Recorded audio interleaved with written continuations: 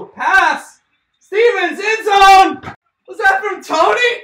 What's up, everyone? KJ3 here, and I have never been happier to be wrong in my life before. Florida, 13. Mississippi State, only 6. Don't even give up a touchdown to them. Dan Mullen walks into Starkville, hostile crowd, atmosphere, but pulls away with the win. How? In the first quarter, man, in 2 drives, Fitzpatrick went ahead and took that team all the way down, got inside the red zone. Our defense came up with 2 3rd-and-3 stops to force 2 field goals from them.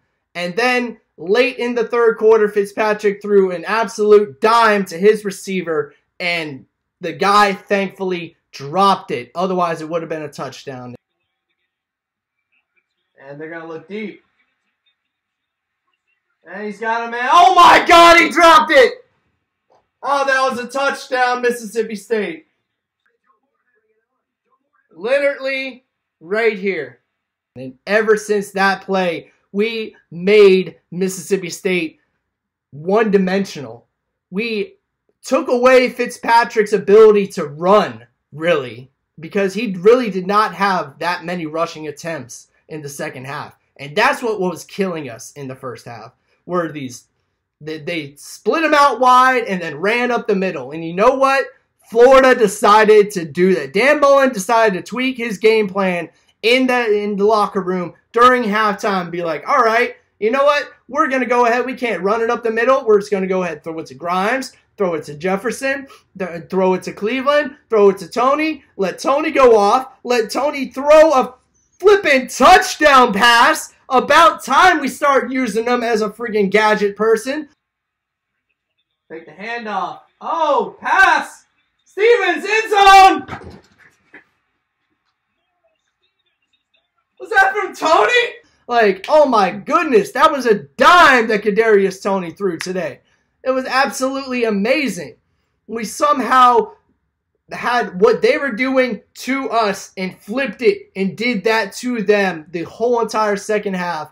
And really until that last drive, I believe we had 3 or 4 3-and-outs in a row, which was crucial because we really couldn't stop them in the first quarter. We really couldn't. It wasn't until the end of the second quarter that we finally kept them out of the red zone. You know, that first half went by really fast. That second half, it slowed down, and Felipe, he played great. You know, that one interception, that was unfortunate. The defender made a great play, got a hand on it, tipped it straight up. And, you know, balls get tipped straight up, defender's going to come down with it the majority of the time. So, can't really hang that interception on Felipe. Other than that, Felipe played great. He was making, you know, nice, perfectly quick throws. And, you know, he really didn't have to do much. Didn't have to read the field that often. You know, it was all just quick things to get him comfortable and to get the defense uncomfortable and to really spread their defense out so we could really impose our will on them. One thing I would like to see more is Dameon Pierce touching the ball, but in the fourth quarter, Dameon Pierce did make 2 mistakes.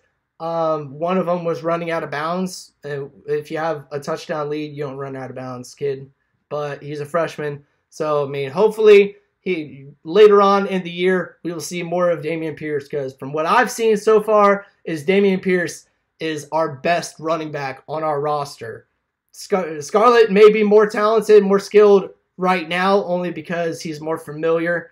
But Dameon Pierce, as a true freshman, I expect him by the end of the year to take over that starting job, or if not, him definitely being a big part as our second running back. But Kyle Pitts, first reception of the game, or first reception of the season, I believe. Keontae Lewis, first reception of the season. It means we're getting our tight ends involved, and we're also, you know, swinging it to our backs. And like I said, letting all of our playmakers touch the ball. It was absolutely amazing. Like I said, never been happier to be wrong in my life, but we were exactly where I thought we would be after week 5 with only 1 loss. Yes, it was Kentucky, and Kentucky looks really good, and we need Kentucky to lose twice in order for us to jump them in the standings if we want to get to Atlanta. But that's just kind of formality right now. Atlanta's not really the goal. It's all about improving. And Felipe definitely showed improvement today. Our whole team showed improvement except for our offensive line. Offensive line still needs some work, especially heading into LSU next week. Especially heading into LSU. Because you know LSU is just a trench warfare. So anyways, I'm pumped. I'm absolutely pumped. Go ahead and stay tuned. Subscribe up here as I will have my play-by-play breakdown video later on in the week for you. And then also I will try to get a live stream up for the LSU game. So if you have not already subscribed up here to KJ3 Reaction and pay attention to all my other videos over here, especially the one that I released earlier on why I think Florida should not pursue Kelly Bryant, the Clemson QB transfer. Anyways, KJ3 signing off. Florida beats Mississippi State, and we're going to be ranked going into LSU in the swamp. Tebow getting enshrined in the Ring of Honor in the swamp. Y'all, fill the swamp. Wear blue. Signing off.